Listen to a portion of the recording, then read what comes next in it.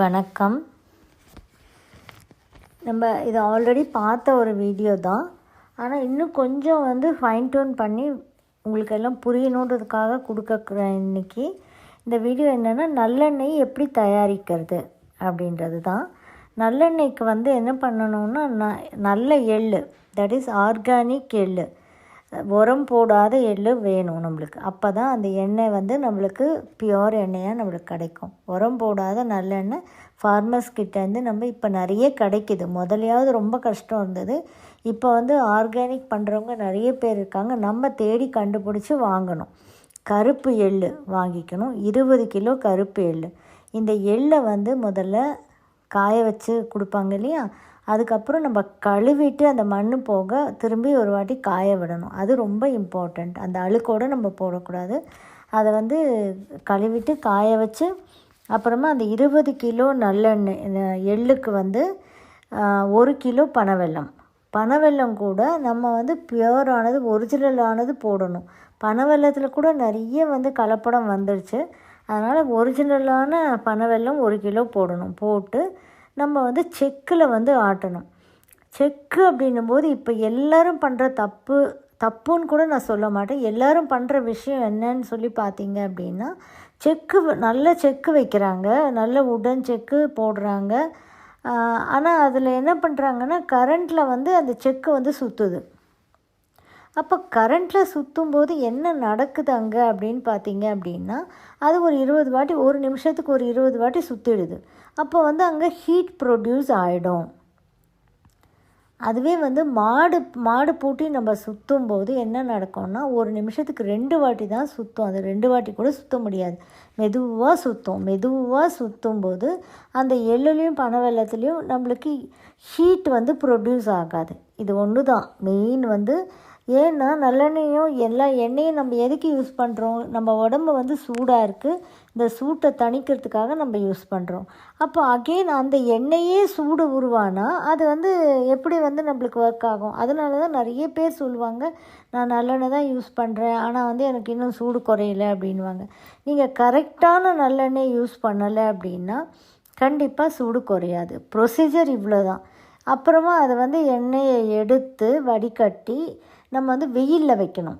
மார்னிங்லேருந்து evening வரைக்கும் sunrise to sunset வெயிலில் ஒரு பாத்திரத்தில் வைக்கும்போது என்ன ஆகும்னா, அந்த சூரியனுடைய கதிர்கள் எல்லாம் அது மேலே பட்டு ஒரு மெல்லிசான ஒரு வெள்ளை துணியை அது மேலே போட்டுட்டு அந்த வெயிலில் வைக்கணும். அது வெயிலில் வைக்கும்போது நல்லா அந்த சூரியனோட கதிர்கள்லாம் பட்டு நம்மளுக்கு கால்சியம், வைட்டமின் டி எல்லாமே அதுக்குள்ளே ட்ராவல் ஆகிடும். அதனால தான் நல்லெண்ணெய் தேய்ச்சி குளித்தா நம்மளுக்கு வைட்டமின் டி கிடைக்கும், கால்சியம் கிடைக்கும்னு சொல்கிறது எல்லாம் இதனால தான்.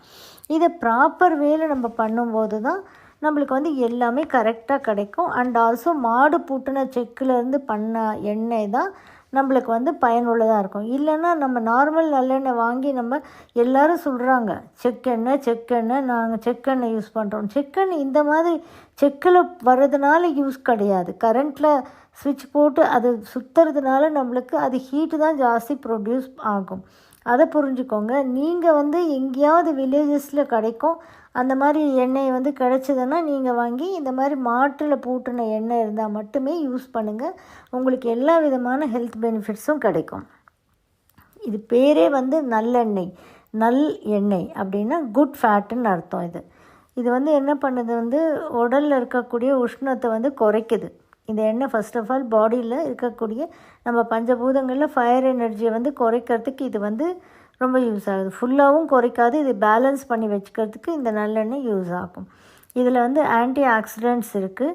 இது ஸ்கின்னுடைய வளர்ச்சிதை மாற்றம் அப்படின்னு ஆன்டி ஏஜிங் ப்ராசஸை சரி பண்ணும். இது ஹார்ட்டுக்கு ரொம்ப நல்லது, நர்வ்ஸ்க்கு ரொம்ப நல்லது. எப்படி நர்வ்ஸ்க்கு நல்லதுன்னு பார்த்தீங்கன்னா, நர்வ்ஸ் ப்ராப்ளம் இருக்கிறவங்க, பெராலிசிஸ் யாராக இருந்தாலும் வெறும் நல்லெண்ணெயை கூட உடம்பு ஃபுல்லாக தேய்ச்சாங்கன்னா இது அந்த அளவுக்கு இது குட் ஃபேட்டு இருக்கிறதுனால இந்த நர்வ்ஸ் எல்லாத்தையுமே பலம் கொடுக்க செய்யுது.